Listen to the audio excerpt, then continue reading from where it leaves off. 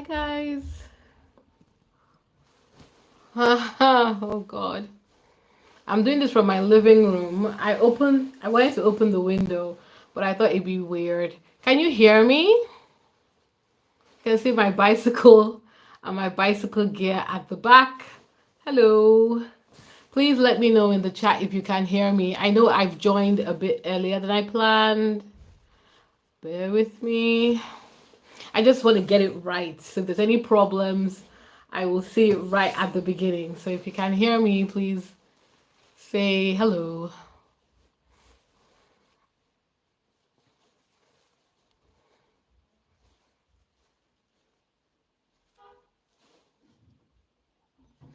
Okay, it's telling me that all the chats are visible.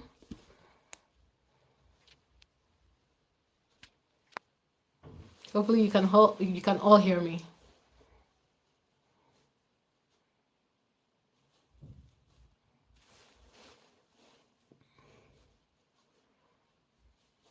Hi.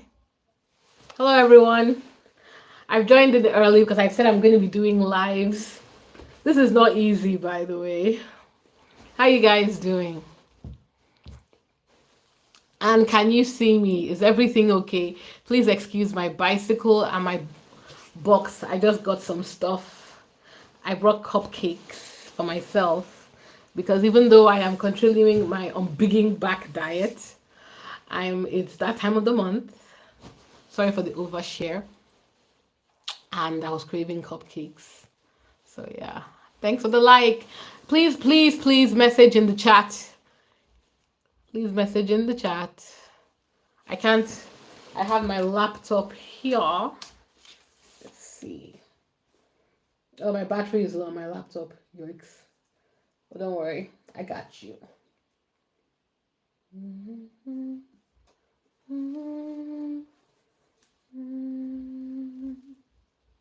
It's my channel.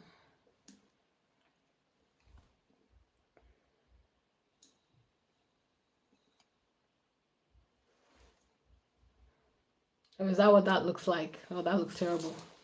The lighting looks a bit better here. I keep taking for granted that it doesn't look that great in real life. Yeah, clearly I'm not professional yet.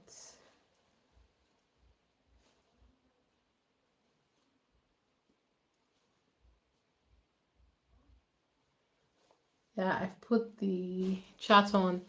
Please say hello. Let me say hello in the chat.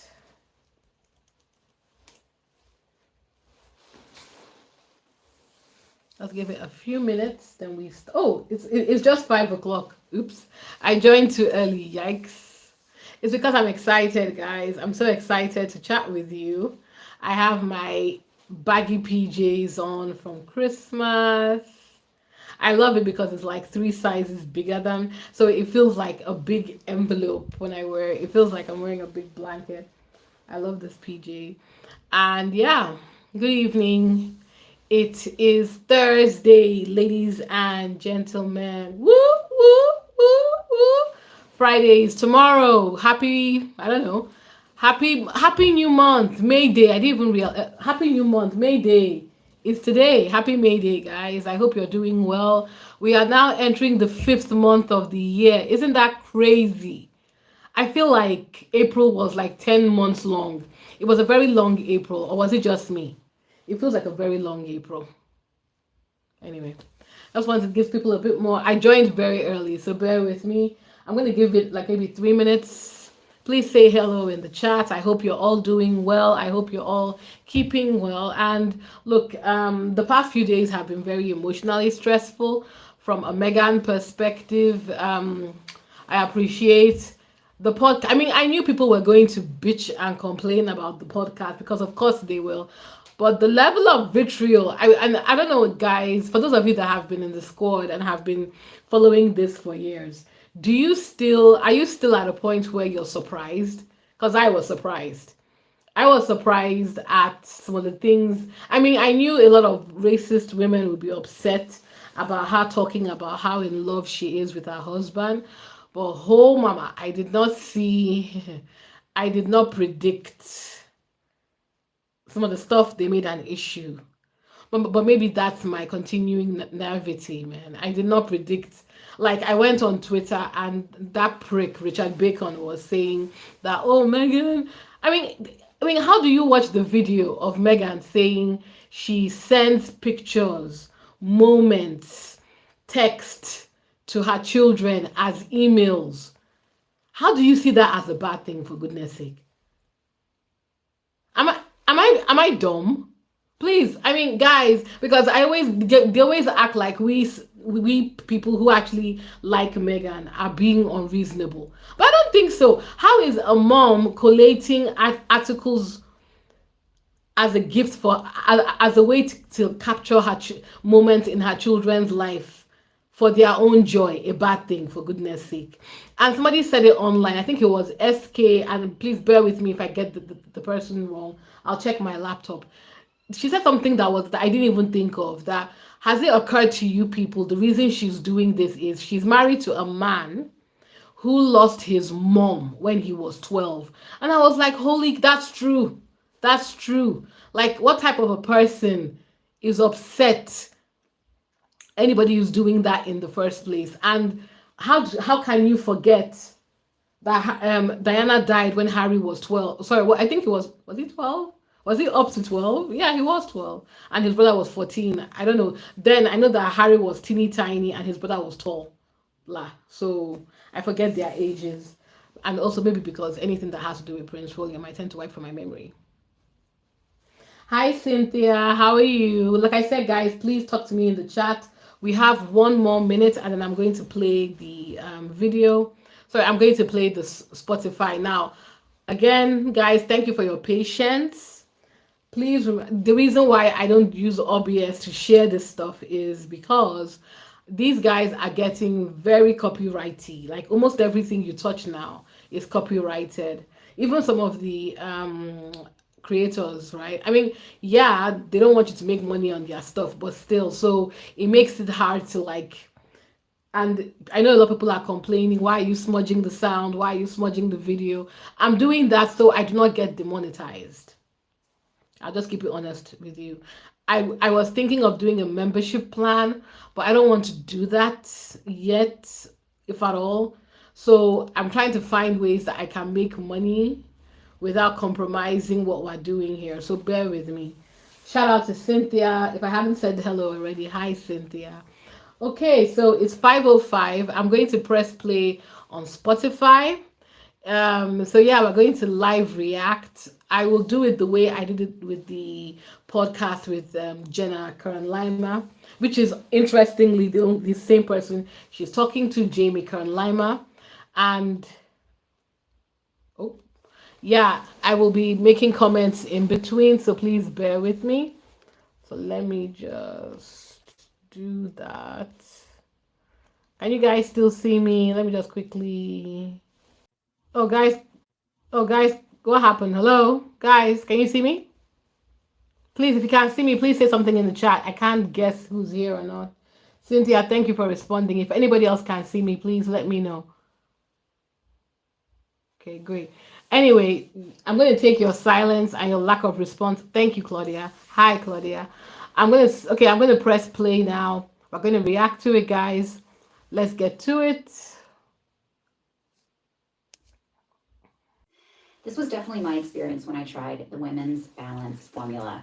I noticed less shedding. When I ran my fingers through my hair, less came out. And it really does boost your self-esteem and your self-confidence. This summer, stop worrying about your hair and start making memories. For a limited time, Nutrafol is offering our listeners $10 off your first month subscription and free shipping when you go to Nutrafol.com and enter the promo code CONFESSIONS. Find out why Nutrafol is the best-selling hair growth supplement brand at Nutrafol.com, spelled Nutrafol.com, promo code CONFESSIONS. That's Nutrafol.com, promo code CONFESSIONS. I moved to a new state years ago, and one of the hardest parts about it was breaking up with my therapist. I'm not kidding. Plus, then I had to look for a new one. Seriously, I almost reconsidered the move. But Rula is here to help. Rula connects you with in-network therapists licensed in your area that accept a variety of insurance plans. Most people who use Rula pay only $15 per session, making therapy more accessible than ever. Join the thousands who have already turned to Rula for support on their journey to better mental health and well-being. Getting started is easy. Just visit rula.com/confessions today. When you sign up, they'll ask how you heard about them. Please support our show by letting them know we sent you. It's a simple way to help us while you take the first step toward the care you deserve. Go to rula.com/confessions now and connect with a licensed therapist who truly cares. Your mental health matters. Lemonade. A week before my one big shot on QVC, we fly to Pennsylvania. I go and I sit in this rental car all alone in the QVC parking lot, like watching the front doors of the building, going, the next time I go in that building, I'm gonna go on air. I'm either gonna leave bankrupt or I'm gonna leave with my entire life changed. I'm Megan, and this is Confessions of a Female Founder, a show where I chat with female entrepreneurs and friends about the sleepless nights, the lessons learned, and the laser focus that got them to where they are today. No time to get down, but I move it up. No time to get down, but I move it up. No time to get down, but I move it up. Any female founder, or founder at all, will tell you these moments happen where it feels like absolutely everything is on the line. You feel as though whatever you and your team have been working towards, somehow it's all led you to this one point in time, whether it's a big interview or a high pressure investor meeting. And I will tell you firsthand, the stress, it's palpable. But what do you do when, despite giving it your all, it still doesn't work out? When you still get a no, a crushing no. It's a lot to process. It makes you question whether chasing your dream is even what you're meant to do. But here's the thing. This is precisely the moment that you have to dig deep. You have to use every tool you've got and get right back up. My guest today has faced her fair share of those moments.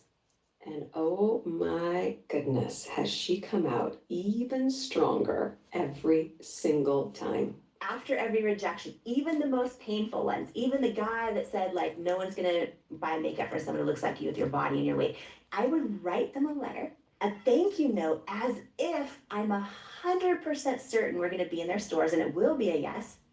And eventually, she did get that yes.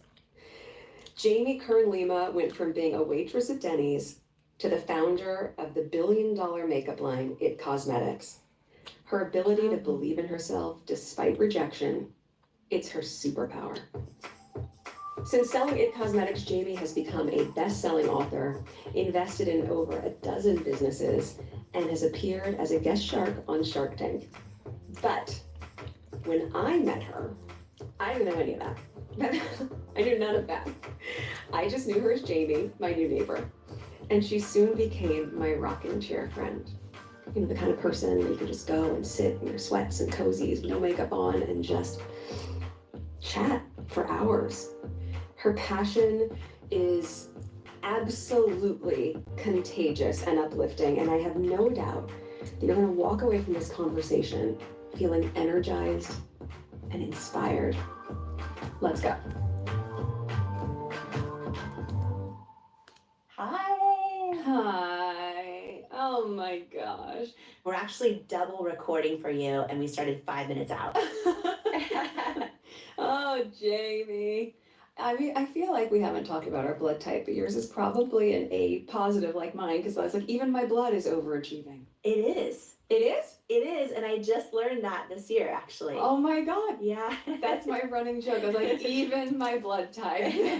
Like, A positive, A plus, A plus. Oh my gosh. Thank you for doing this. It's been a full week, but here we are. You good? Yes. Are you okay? Yeah. Well, you saw my Okay. text yesterday, so Yes. there's a lot Yes. going on. But that's for our rocking Yes. chairs. This is our Yes. pseudo rocking chairs. Okay. And same vibe. So let's start with that moment of how it all began. well, and you being my friend, you know a whole lot more than everyone else. And I actually feel most people don't know the story. I think they just see like what the press says, which is Denny's waitress builds $1 billion company. Oh my gosh, but it's all the beats in between that are the story. Yes, yes. And how this all started was not only me identifying a problem I couldn't really solve with anything out there, but then realizing there was a whole bunch of other women that, like me at the time, felt unseen by the beauty industry. And sticking to the authenticity of the mission of that is how we entered an industry and literally became the largest luxury makeup company in the country. But growing up, I always thought, oh, I'm gonna host a talk show one day. I would sit in my living room and watch Oprah every single day, and I just felt that, like, I'm gonna do that one day. So I did all the jobs to get to that point, and I was anchoring the news, and I was moving up in markets, and I thought this was my dream job. I thought this is what I'm gonna do forever. And I have hereditary rosacea, which there's no cure for it. I had gone to every dermatologist at the time, and I was in Portland, Oregon, and I was live on the air, and I hear in my earpiece from the producer, there's something on your face. There's something on your face. You need to wipe it off. You need to wipe. And I'm live. And he was just trying to help me. And I remember kind of knowing what it was, but just figuring I'll fix it during the break. So during the commercial break, I looked down in my compact and I tried to cover it up. It was my rosacea. Was coming through. Yeah, and it gets really red and bumpy. And just for everyone listening, like imagining like the way desert clay looks, it cracks. So that hot HD lights was breaking up my makeup, and the red was coming through like cracks all over. So I went to cover it up, and for the first time ever, it wouldn't cover. Well, and also just in that, as you talk about feeling seen, Yeah. I often think about with any of those moments, those human moments, those moments where you're so very seen. Maybe you're not seen as like who you are deep on the inside in that moment as a producer trying to have your back. But how did you feel? Initially, I felt scared and worried. And then when it wouldn't cover for the first time, I actually entered what I would describe as a big season of self-doubt. Because I started spending my paycheck on, all the products out there, and I couldn't find anything that worked. And so I would be anchoring the news live on the air, and you're talking to millions of people, and then I'd hear in my earpiece, it seems to be back again. It's still there. Oh, no, it's still there. We can still see. And so I would be talking, but I would be thinking thoughts like, am I going to get fired?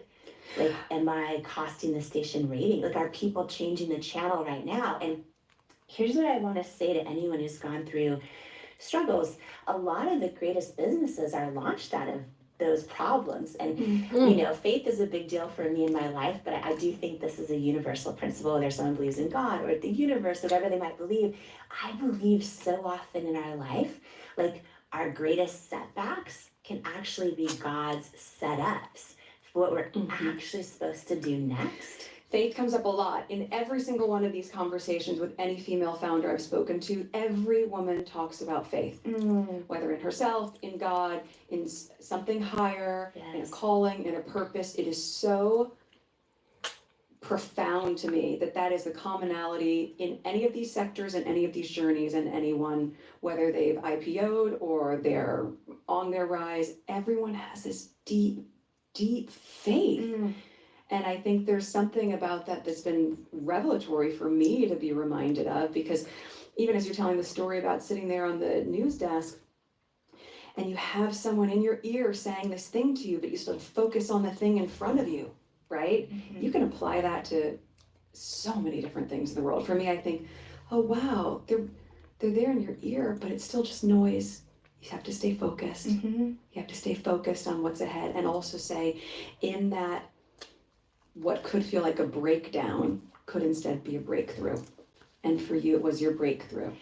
I've never said this before, I've never shared this before, but I believe that gut feeling, when I get those gut feelings, I believe it's how God talks to me. And I wait until I feel that gut feeling.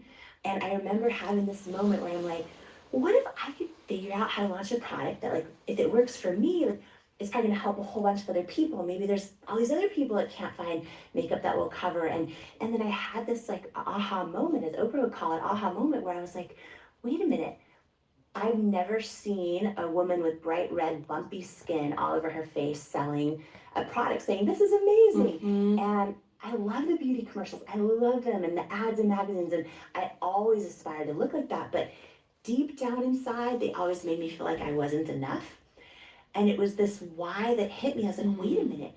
What if I could launch a business where I put real people as models of every age and shape and size and skin tone and skin challenge And that was such new thinking then. Yes. When you were Oh my bringing that gosh. to market, that was so, now it might seem more normalized and people Yeah. might be listening like, well, yeah, of course. It was not an of course. It was a revolutionary way to think about makeup and beauty at the time. I mean, that would have been when I was an auditioning actor, auditioning for commercials. And I remember my commercial agent could not submit me for beauty or skincare ads because I had freckles. They're like, no, it's just never gonna work because freckles aren't a sign of beauty. It was, you couldn't see yourself reflected there. So back to your point of being seen, Yes. you said, I want women to feel seen and to not feel as though I'm here to fix what you may have always seen as a flaw. No, I'm here to enhance what I see in you, which is your beauty. Yes, yes, I'm gonna jump out of my chair talking about this, or cry, one or the other, because I'm so passionate about this. And it was like this why that was bigger than me. It's like, wait a minute, if I can put real people as models, call them beautiful and mean it, like what if in some small way I could shift the definition of beauty in the whole beauty industry for every little kid out there who's about to start doubting themselves. And my honeymoon flight to South Africa, I wrote the business plan, came back, quit my job, my husband quit his job. We just went all in, right? I leaned on that knowing and that why. I'm like, I've got to go for this. We went all in. We poured every penny of savings we have into the business. I mean, that, Jamie, but that is so hard for people to imagine. Yeah. That is such a tremendous leap of faith, and that's why we're talking about faith, but that is, can you imagine saying, no, we're all in? All in. Not just that, and that's listening to that whisper, that gut, that knowing that says, we have reason to believe, without anything around us that should tell us that should be the case, that we can do this. Yeah. We believe it so deeply. Yes. After we poured all our savings in, after we figured out a product that like actually worked for me, we did hundreds of iterations of a formula. Here's what I didn't know. I thought, oh my gosh, if the product's great and our mission is so great, it's just gonna work. It's just gonna sell. It's just gonna be huge. Oh my gosh, every one of those department stores, those big beauty retailers, this is what they would say over and over to me. First of all, they said no for 3 years straight. And I sent samples everywhere. And none of them believed at the time that this idea of a product that works for people with skin issues, and we showed on all ages and real people and sizes and skin tones, and they would always say this to me, these words exactly. Women will only buy makeup from images of unattainable aspiration. It was always those two words, unattainable, which means you can't even look like that because it's not real. And I think one of the most important things that I wish I knew with more certainty sooner is that you can never let anyone else's doubt about you turn into doubt in your own head. And it is so important to what we were talking about, for whatever that looks like for you, to get still, to pray, to meditate, to learn how to hear your knowing, because I think your knowing is that is what you listen to, not any of the no's happening around you, right? Yeah, not the no's, the knowing. Exactly. You know, like for me, starting a company, it's newer, surrounded by very, very savvy businesswomen friends.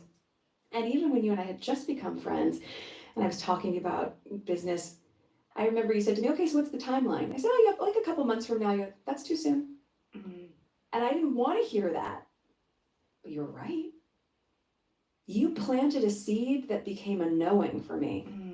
And it gave me the grace to have the space to take my time until it was right. To really like not be concerned about someone else's urgency or the media's urgency or speculation's urgency somehow becoming my urgency. To wait until you're ready Even if I didn't want to hear it, it was the thing that I needed to hear. I want to call out one thing you just said about planting the seeds, because it's so easy if all of a sudden our timeline's being pushed out or something, we think we did something wrong. We think, oh, everyone else sure looks like they have it together on social media or whatever. It must just be me. Because a lot of times when you look at companies or you look at businesses or anything online, you see the outcome or the external. Yes. They create the illusion of here's the finished product and look at how great it is. Yeah. It's just tied up with a bow and the bow is perfect, as opposed to the process is not perfect. Yes, it is. The process can be painful. Yeah. And it can be riddled with things that don't just make you question your business, they make you question yourself. Yes. Yes. And I think most of us are risk averse to the idea of looking as though we failed at something. Mm-hmm. Yes. Yes. And I'm thinking about a famous quote that says, I think it's Brendan Burchard, that says, like, you're not scared to start, you're scared to have other people see you starting small. Mm-hmm. At least for me, I can only speak for myself. At the beginning, I just liked making jam. All I liked to do was just make jam and preserves. And it went from, okay, well, I'm going to share this jam with lots of friends and family, to people really like it and it brings me joy. So maybe I can share it more broadly. But even then, I was in so much fear of failure or opinion that I wasn't thinking big enough at first. At the onset, I thought, okay, well, I know what I can do. Like, I'm going to go online and I can get what's called a cottage license, which you can get in the state of California, which means if you cook something in your home, you can sell it up to a certain amount at a farmer's market or somewhere small. And I thought, okay, well, that's great. I'll get my cottage license. And I applied for one and thought I'll just do small batch jam from home. And I had to step back and look at what I was doing and saying, am I playing small because I want to play small? Or am I setting in motion playing small because I'm scared? And, Oprah, who I know is a mentor and friend to you, same for me, she was the one that said, there are tons of things you could put your name on. But for you and how you like to show up for people, once you figure out how to encapsulate your essence, then you'll know. And it was so clear, even as I'm listening to your story, the essence of who you are was about feeling seen, knowing that you're enough, knowing that you're beautiful, despite what anybody would say, and putting that essence in a product that could be shared with millions of people. Yes.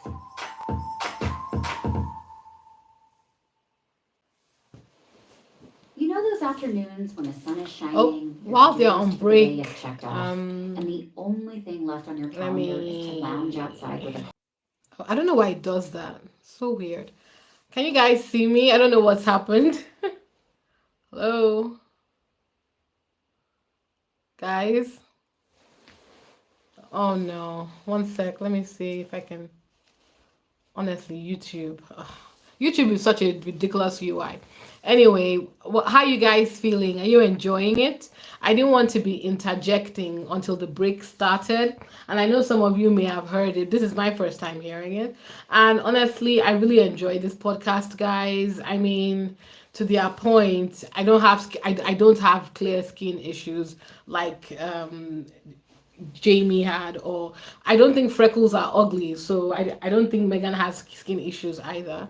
But to their point about feeling being whatever that insecurity is or that thing is, being told that you're not good enough for the thing that you're for the ambition that you have. I think we've all heard it before.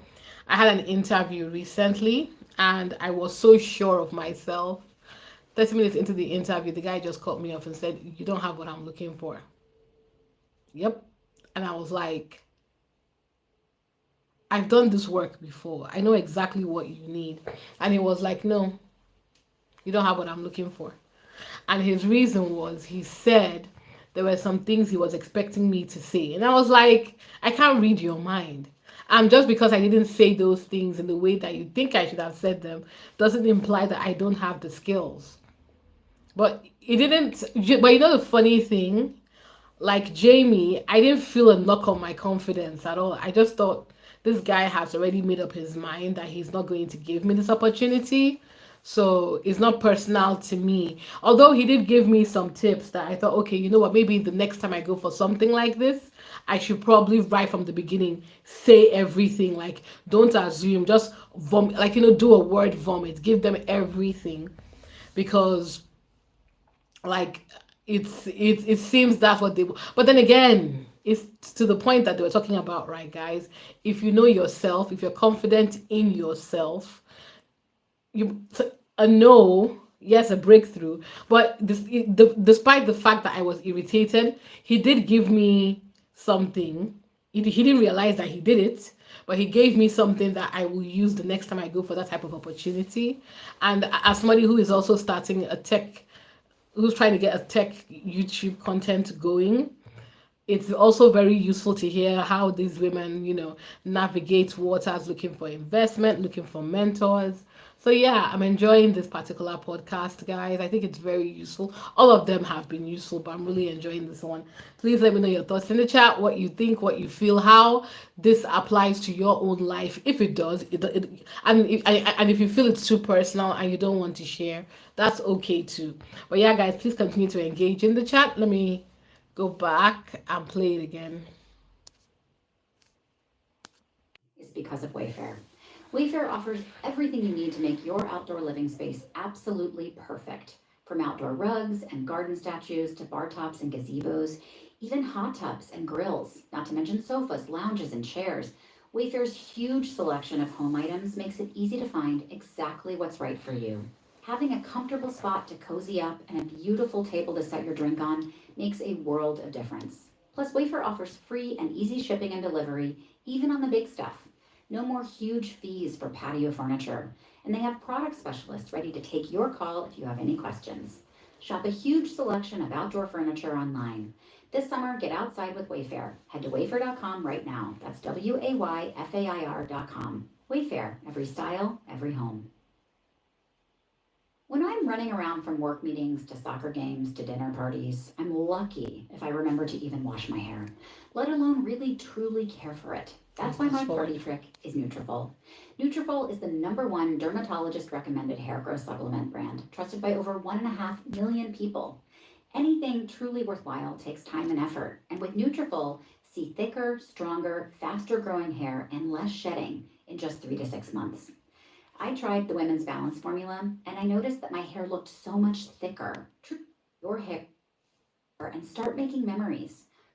.com, spelled NUTRAFOL.com, promo Pension. That is so hard. I had no idea how many no's I would get.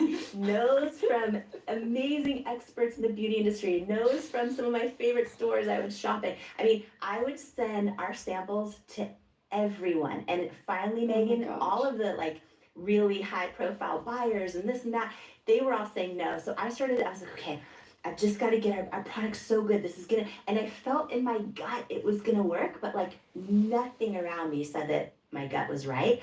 So I started stalking LinkedIn going, let me just find everyone who works at Sephora, no matter their position, and Ulta Beauty, and all the department stores, and QVC. Let me just send them all samples. And I mean, it was just over and over and over. You're not love bombing, product bombing. You're I'm just excited to I was just over and over. But also you don't have the funds to just be sending out endless product. Yeah. That could possibly just end up in someone's, they're gonna give it to a friend or they're not gonna even open it.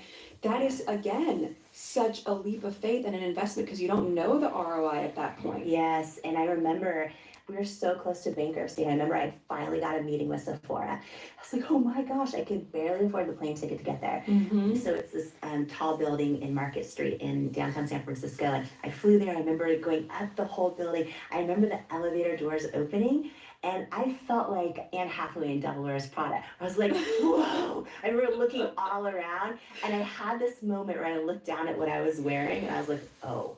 I couldn't afford, it was an old, like a very old kind of dress thing, but I could not afford a new outfit. And when I walked in the boardroom, I was like pouring my heart out, and there was one decision maker, and she was actually the head buyer at the time. And I'll never forget, she stopped me mid pitch and she said, if people were talking about this product, I'd be hearing about it, and I'm not.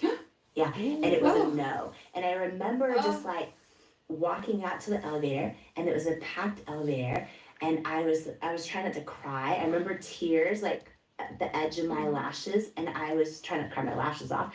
And I said, I was like, I can't cry. I'm a CEO. These are all Sephora people. I'm like, they can't see me cry. And I was like trying to hold it all together. And we got to the bottom lobby, and I walked straight out and right around the corner on Market Street and up against this brick wall. And I just like started sobbing because I was like, how am I gonna call Paul, my husband, and tell him it's a no, and I don't know how we're gonna make it. And there were so many of those. Oh, Jamie. As you're talking about all these no's, for me, it's what was I doing before? I was acting. Oh my gosh. Oh, please. I would no all the time, especially because I wasn't cookie cutter for a specific type. And at the start of my auditioning career, you were either the black girl or the white girl or the Latina girl or like everything was typecast. So being mixed, I could get into a lot of rooms. That meant as a numbers game, I heard no even more. Yeah. I remember a no from QVC where I'd sent them so many samples for years. I finally got the head guy, a guy named Alan Burke, and I love this story. Oh my gosh. So he's responsible for building the multi-billion-dollar beauty business at QVC. And imagine sending hundreds of samples for years and either getting no's or never hearing. I finally got word he wanted to have a call. I was like, oh my gosh, if Alan Burke wants to get, like, this is huge. If he's gonna give me finally. And I was like pacing around my office, which was our living room, and I was like getting ready for the call. I was like power posing because Harvard had done the research that if you pose like Superwoman, you're more confident. I was like power posing. I was like pumping myself up. And I was like telling myself like they'll be lucky to have us and all these things. Anyways, that phone call, he was very kind, but he basically said in these exact words, we've received your samples, all of them, and I wanted to call you directly and let you know myself that I've met with our entire buying team, and it's unanimous that you are not the right fit for QVC or our customers. It's horrible. Horrible. I love that he did it personally. Oh. It's not like breaking up in a post-it note. Right. But oh man, after 3 years. My worst rejections were to come, but that was a pretty bad one. Especially after that grind. And also at this point, how much money do you have in the bank account? Close to zero. Yeah, we were basically getting 1 to 2 orders a day on our website and barely keeping the lights on. And we couldn't afford marketing or advertising, so it was just word of mouth that people were even hearing about it. Everything was about how do we stay alive. And I remember at the time, we got an inbound from a potential investor. And I was like, oh my gosh. I started doing all my homework. I'm like, they've invested in all these companies that like used to be very tiny. Now they're big names in grocery stores and big box retailers. I was like, oh my gosh. Okay, I was freaking out. I told Paula, my husband, I'm like, look at this email, look at this email. And it was a big potential investor, so a big private equity company, very well known. And they got a hold of our product and they wanted to have a meeting. Oh my gosh. And so the thought of like, oh my gosh, this investor is gonna be my saving grace, because if he invests, then A, we're not gonna go bankrupt. B, like maybe he can use all his connections to get us in these stores. And we took our first meeting and it was amazing. We did meeting after meeting after meeting, and we flew up for the final meeting where I presented like the whole future product pipeline. And I thought this was gonna be my saving grace, and I was so excited. And I'll never forget, Paula, my husband, was standing next to me about 3 feet from me. And the head of the private equity firm was there. He was lovely, and his whole team, who was great, they were all there. At the very end of the meeting, he says to me, congratulations. You should be so proud that this is a really, really great product. But it's a no. We're gonna pass on investing in IT Cosmetics. And I was like, I was so used to hearing no, but it felt like, like a punch in the gut, because I was like, I don't know how we're gonna make it. And so I said, can you tell me why? What did he say? well, I mean, feedback can be a gift. Oh. So I said, can you tell me why? And he got really quiet. And I'm standing here in person, right? I'm like 2 or 3 feet from him. And he got really, really, really quiet. He says to me, do you want me to be really honest with you? And I was like, yes, please. And he just paused. And I remember feeling like my heartbeat in my ears for some reason. I was like, what could this be? And I remember his mouth started moving. And I remember looking at his mouth and his teeth for some reason. And he says to me, I just don't think women will buy makeup from someone who looks like you with your body and your weight. Oh my God. And when he said those, first of all, I never even got angry or felt anger toward him. But when he said those words to me, it felt almost like a lifetime of body doubt and self-doubt like flooded my body all at once. So I almost felt like I was staring my own fear straight in the eye. But here's why I want to share this. When he said those words to me, I just don't think women will buy makeup from someone who looks like you with your body and your weight. I got this feeling, and it was so strong. Megan, I can feel it right now. Like literally, it was so strong in my gut. It's visceral. Yeah, visceral. This Yeah. feeling that said he's wrong. Like he's wrong. Oh, that's huge. Yes. And I think that's also a good reminder in those moments where the environment, the pitch, the opportunity feels so much bigger than we are. The building itself, the enormous elevator doors. Don't try to book the part, just try to book the room. Meaning, there's always going to be a room full of people, and especially in business as you're pitching, some of those people from Sephora will probably end up at Ulta, and some of the Ulta people end up at a hedge fund, and some of those private equity people end up at that VC company. And you might not be right in that exact moment for that part, for that pitch, if we're making the analogy. But one of those people in the room will likely remember you. And when your journey takes you somewhere else and your paths cross, you may have not booked that part.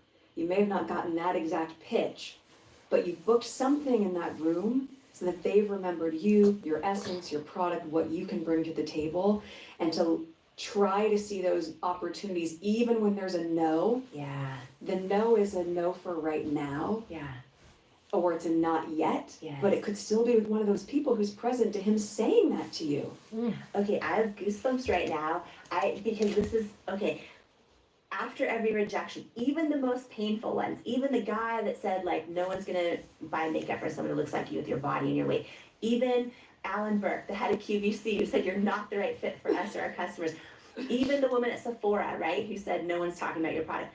After every single one, Megan, I would write them a letter, a thank you note, as if I'm 100% certain we're going to be in their stores, and it will be a yes every time. And then over and over, let's say 6 months later, we get an article written about our product somewhere. I would then go email every single one of those people who said no and be like, great news, this product just got featured here, and when we get in your stores one day, I can't wait for this because this is going to change all your customers' lives. I'm so excited to partner, as if for sure it's going to happen. And I kept doing that over and over for years. They might have thought, who knows what they thought about me, but guess what? Oh my gosh. Every no turned into a yes. Every single no turned into a yes. This is, some people will be super intentional about creating their vision board. Yeah. Great. That is you putting your vision board in action. Yes. Every single time that you made a choice to send an email, to follow up, to continue believing and putting those beliefs not just on a board, not just in your head, to putting them in words, in action, putting pen to paper as though it is true. Yes. I think that's really powerful for people to see that it's not something that you just look at. It is putting the do's behind the says. You're saying it, but you're doing something actively to signal to the universe or whatever it is that you believe in. This is in motion. Maybe not as fast as I'd like it to be, but this is coming. This is coming, and I'm so excited. And then, perfect timing to fast forward to how you ended up on QVC. Oh my goodness.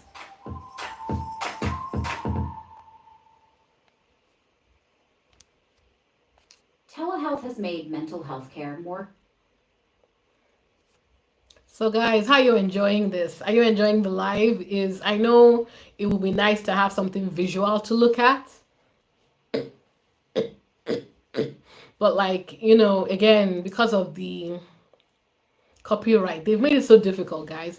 And I'm not a fan of smudging. I think it makes streaming even more difficult, believe it or not. So please bear with me. But I hope the key messages are being absorbed. I'm loving this podcast because this episode is really good. It's really, I love the part that she said after every rejection, she sends letters to people. And I don't know. Some interviews I go in, I'm very annoyed because, like, yeah, do I want to say thank you for rejecting me? I think it's different when you're doing retail. But I mean, if you guys want to do something like that, I don't see the problem. Sometimes you could get a recruiter who believes in you, but the interview just did not work out, so you keep in touch. I think people nowadays are probably too cynical for this type of thing, but nothing wrong with that approach. I like the idea of every rejection doesn't should not necessarily be the end. You keep going, you keep trying, because you don't really have any choice. And as somebody who is in this field where it's very difficult for women like me, women that look like me, because there aren't that many of us to progress, you have to be dogged. You have to be dogged. You can't let anybody bully you into the corner. You have to be aggressive and dogged and push and push.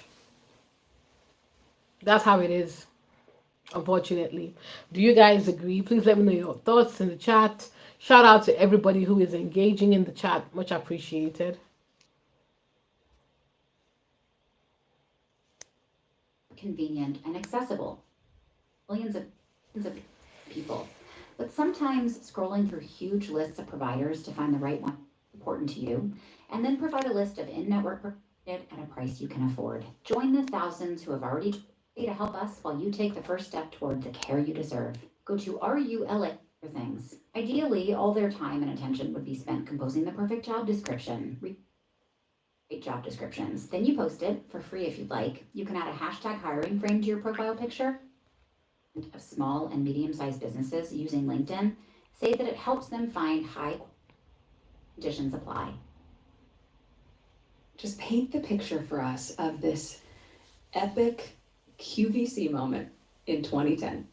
This is the wildest story, and honestly, the biggest business lessons and life lessons I've ever learned. Because here's the deal, we're over 3 years in, okay? And imagine everyone, if you've gone through this before, or maybe you're just going through it with me right now, but we're 3 years into like building this dream and on the verge of bankruptcy, everyone is saying no. And I was at this huge beauty expo in New York City called CEW, where there's 6,000 women walking the Javits Center. Mm-hmm. You get a 3-foot table, and you're there with all the biggest beauty companies in the world, and everyone's demonstrating their product launches. And the reason you do this is you're hoping that the 6,000 people walking, that either there's retailers there that'll bring you to their stores, or there's press there that might cover your product, or that you get votes and you win one of the coveted CEW awards. So I'm there at a 3-foot table at Cosmetics. No one has ever heard of me. And I'm around all the biggest brands in the world. Long story short, I see QVC has this giant booth there, and I was like, oh. Now, Alan Burke had said, the head of QVC said, Beauty had said, no, you're not the right fit for us or our customers, just a few months before. But I was there, and I'm like, I've never met anyone in person at QVC, and so you're not allowed to leave your 3-foot table, and I could not afford to get kicked out, but I was like, I've got to do, like, I kept like praying about it, and I felt in my gut, like, I've got to do this. And I kept leaving my table, and every time I go over toward their booth, their buyers were mobbed, like just crowded people. So I go back. I eventually go over and I get straight to a buyer, and I introduce myself to her, and I said, I'm Judy Kern Lima. I started a company called It Cosmetics. She's like, oh yeah, I have your samples. And I was like, oh, really good. And I remember, this is so gross, but this is confessions of an entrepreneur, of a founder. I remember talking to her, trying to like pour everything I have into this. And I remember sweat dripping down my legs because I was so nervous. And anyways, at the very end, she gives me her card and she says, let's have a meeting at QVC. And I know, and I was like, And then I was like, wait, does she mean it? Like, if you've ever had anyone go, DM me, and then like I'm on my Instagram looking and there's no DM. Yeah, I didn't know if she meant it, but she did. And we flew out to Pennsylvania. We had a meeting, and we got our very first big yes. But, huge but, what it meant was I got one shot. Mm-hmm. So everyone imagine this, QVC's live to 100 million homes. I got one shot in this 10-minute window to go on live and either hit their sales goal or not come back. So I learned that I have to sell over 6,000 units of our product in a 10-minute window to hit their sales goal. Because remember, on QVC, every minute of airtime, you're competing against the numbers Apple iPhone could do, or any other big product. So you have to deliver these high numbers. So then I learned. And yes. Go ahead. But wait, kids, there's more. But wait, there's Go for more. it. Oh man. I then learned that it is a consignment offer, okay? And what that meant was we somehow had to pay for over 6,000 units of product. And if it doesn't sell, I have to take it all back and we're not paid. So you should never say yes For to everybody that. listening, You should never say yes to that. that is, if you were a betting woman and you're in Vegas or something, that the odds on that are so bad Yes.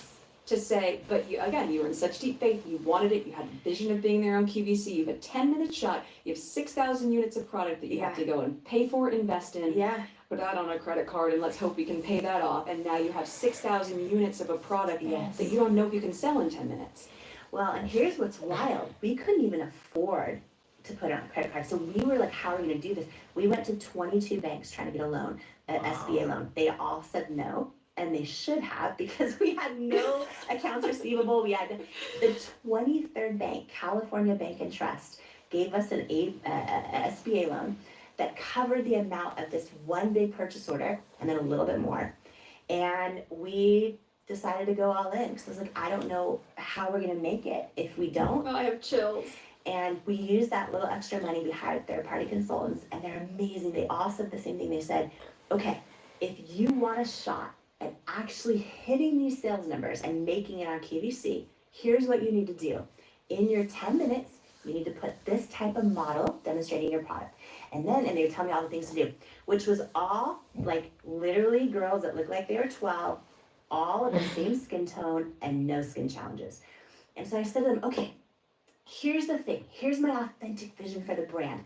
What if I put a model in her 70s or 80s, and then I put someone who's dealing with under eye circles and someone who's struggling with acne and hyperpigmentation? And what if I take my own makeup off on national TV? I show my bright red rosacea and I prove the product works. And they were mortified. And so I'll never forget this. A week before my one big shot on QVC, we fly to Pennsylvania. I go and I sit in this rental car all alone in the QVC parking lot, like watching the front doors of the building, going, the next time I go in that building, I'm gonna go on air. I'm either gonna leave bankrupt or I'm gonna leave with my entire life changed. And there was a moment in the car where I remember just like praying, crying. I remember I'd once seen an Oprah show like 20 years earlier where she talks about how she wanted the color purple so bad, the movie, and she wasn't getting it. And so she like ran around a track and started singing I Surrender All and asked God to take it from her because it felt too heavy, her obsession with wanting it. I was so stressed in the car. I literally was like, I'm gonna try that too. I started singing I Surrender All. I was like, God, this feels so heavy for me. And I was like trying to ask him to take it because here's the true confession. I was so tempted in that moment to try it their way. Because I was like, what if I do it and it works and I make money and I don't go bankrupt, then I can try it my way. Like I had all those thoughts.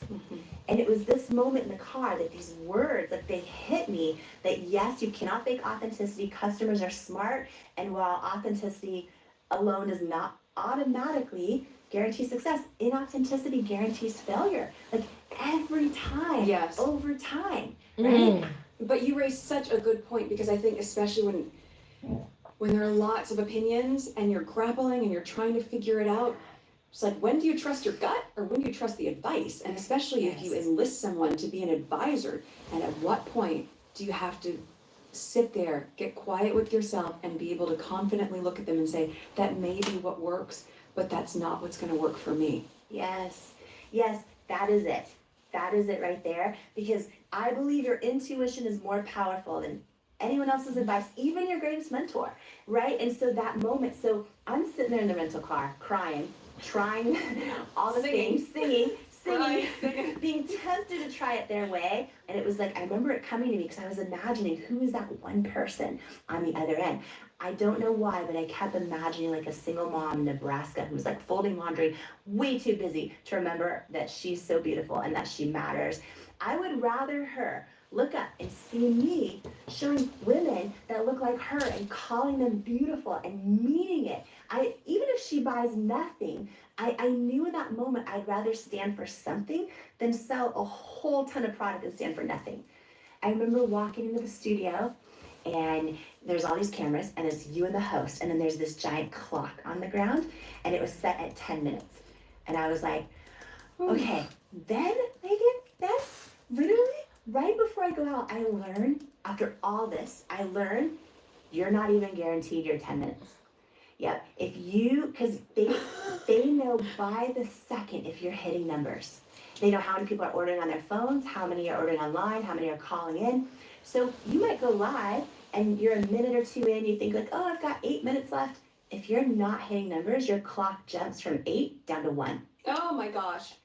and you know you're done. Oh my gosh. So I learned that, and I remember the moment that the big red on-air light came on, so we were live. I had been practicing this demonstration on my wrist. Okay, the big part in the back of our wrist that bends and gets all these creases, and I would put our product, our concealer, and then the top two best-selling ones from department stores, and I would bend my hand back and forth, and theirs would start creasing and cracking, and ours wouldn't, which is a big deal. I had perfected this in my bathroom mirror like a million times. So I'm live trying to do this demonstration in the first minute of the show. My hand is shaking so much because I'm so nervous. The host I couldn't even finish the demonstration. The host grabs my hand, puts it under the podium, and she's like, thank you, sugar. And she took over. And I remember the moment my bright red bare face before shot comes up on the screen to 100 million homes. And then I remember walking over to the models, like every age, shape, size, skin tone, skin challenge, like calling them beautiful, meaning it. And I remember we were a few minutes in, I didn't know how we were doing, but I knew I wasn't cut yet. So I was like, okay, this is good. And then we got down, it was like the 8 or 9 minute mark, and I remember the host saying, the deep shade's almost gone, the tan shade's almost sold out. And literally at the 10-minute mark, this giant sold out sign comes up across the screen, all 6,000+ units. I start crying on national television, and they cut from me and went to like Dyson vacuum or something. Paolo comes running through the double doors, and I'm just like thinking, I remember looking at him and I'm like, real women have spoken! And I'm like sobbing. I thought he's gonna come over and give me the biggest hug ever. And he just looks at me and he puts his fist up in the air and he's like, we're not going bankrupt. And I'm like, Oh, bless. Oh my gosh. What did you guys do that night to celebrate? I was in such a daze. I don't even know if I was able yet to be in my body because it was years and hundreds and hundreds and hundreds of no's. I cried all my makeup off. I was just like, I felt like I was out of my body. And I remember that one airing turned into 5 that year and then 101 the next year. And then we did 250 live shows a year after year after year. And we built the biggest beauty brand in QVC's history. And sold for $1.2 billion cash. I mean, like just one legendary acquisition. Yes.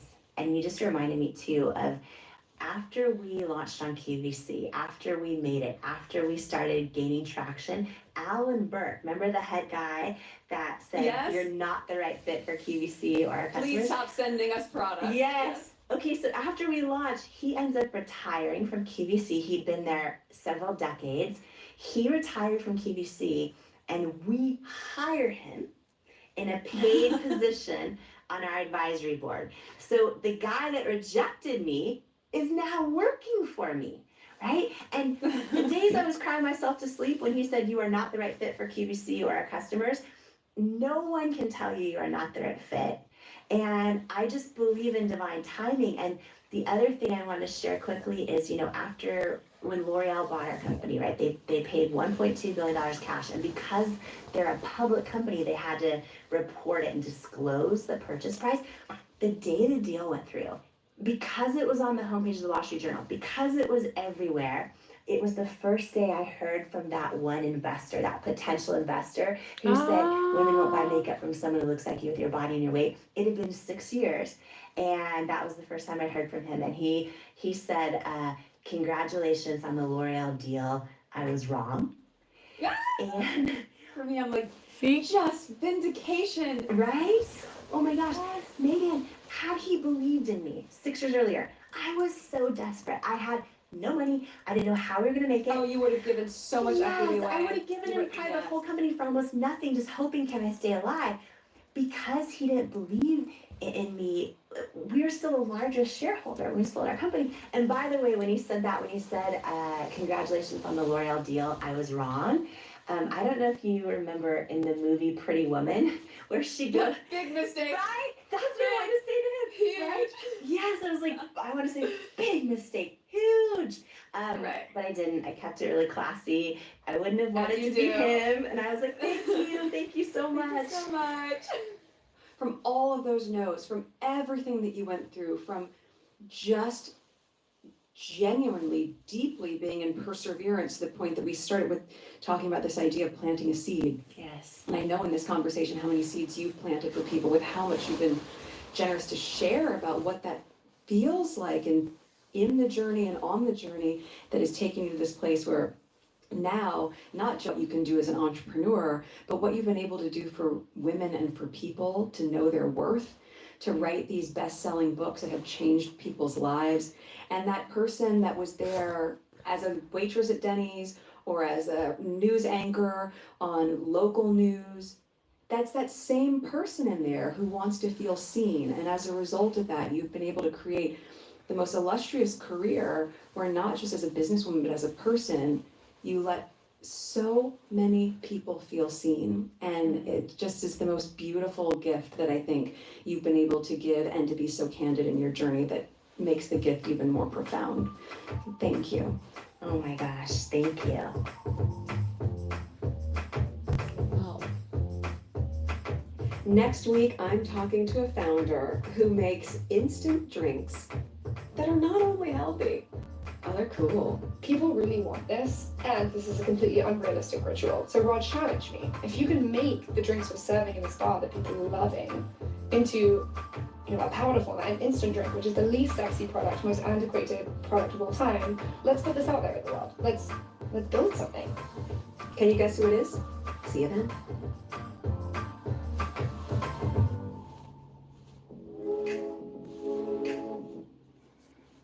Guys, how incredible was that? I mean, that was a beautiful story. That was so uplifting, so encouraging, so encouraging, so encouraging. I mean, I'm very motivated. Really, I told you guys, like, if we take away the Megan of it all, just hearing from these women as a woman is really, really inspirational. Really, like, you spend all these years investing in something, hearing people tell you your vision is not realistic. No, you can't do that thing. No, you're not a good fit. No, you're not good enough. But you still carry yourself. You still, you shed your tears, but you still believe deep inside that this thing, you're right. You're right. You know it will work. And here we are. Incredible story. And I have to say, her story actually resonates, in my opinion, with Megan's, if that makes sense. Exactly, Marina. I mean, like, I think her story relates very much with Megan. Of course, completely different circumstances. But the reason I say so is for those of you who've been following me from the beginning, or at least early enough, you know that the instant I heard of Azeva, I said Megan was going to be a billionaire.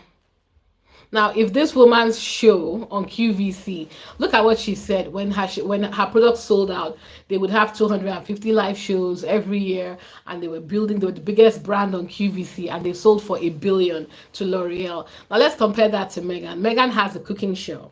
The cooking show, for all intents and purposes, is one serves multiple purposes, gives her that global reach, gives her that promotion, gets people to know her name as a homemaker, lifestyle brand person. And of course, people, not just us, obviously, otherwise she wouldn't have sold out in less than an hour. By the time they keep tracking these numbers, I bet you every time she has a release, she sells out. And of course, she grows as she grows her inventory. There is nothing I am seeing here that is going to stop her from selling her business for 1 billion. What do you guys think? I don't think it's me even being a fan, because I didn't know this Jamie's brand. Sorry, Americans, I don't watch QVC. QVC is an American thing. I know Megan. Jamie didn't have Megan's reach. So why would anybody doubt, even for a second, that Megan is going to be a billionaire? I believe that's what's going to end up happening. I believe people are going to keep on watching her products for a few more cycles. I believe eventually she'll be shopping around for buy. I mean, maybe not even shopping around. I think she might be approached by buyers for sales, and yeah, or she might decide to go a different route, decide to not sell and just hold IPOs. But I think that type of thing, you do it when you are younger. Megan is older, she probably just wants to do the business, do what Jamie has done, find a potential multi-billion-dollar conglomerate and investor, get them to buy the business, maintain shareholder ownership, and just live her best life. Who wants to bet that's what's going to happen? I think something like that is going to happen with Megan. Now, for us average people, like I said, whatever your dreams are, whatever you're hoping to do, ignore the noise. Yeah, ignore the noise and just do what you have to do. I think if you believe in yourself, you're confident in yourself. If you made missteps, take the no's as feedback and fix those missteps. Everything you want, you will achieve. So that's why, like, it's nice to drag the royal rooter. It's nice to mock them, because a lot of people deserve to be mocked. They're assholes, and it's good to come back at them.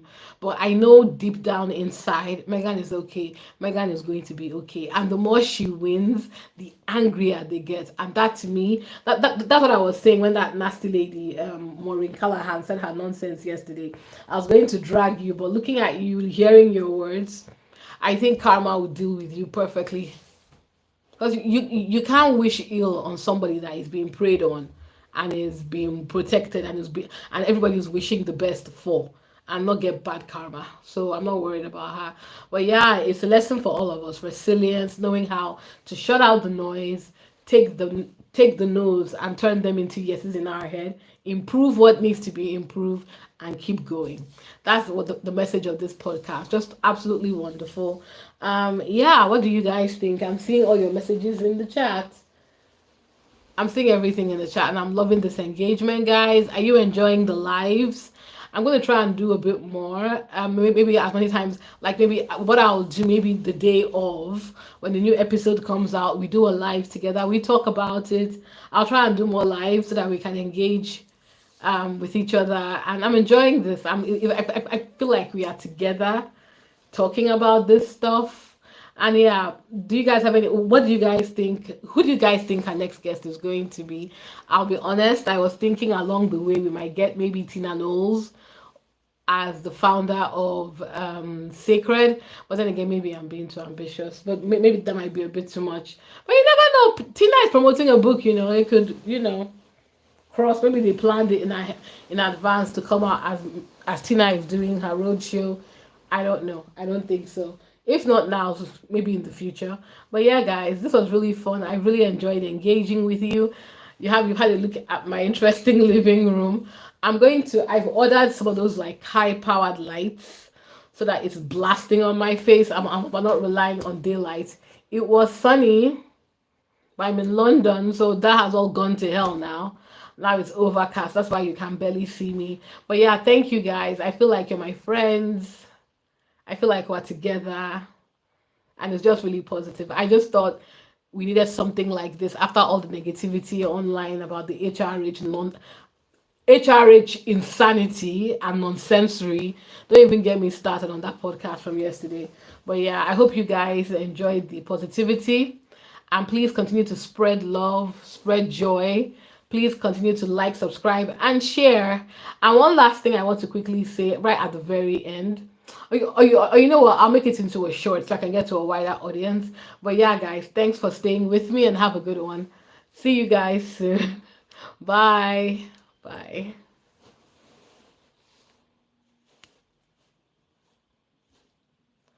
How do I shut this off?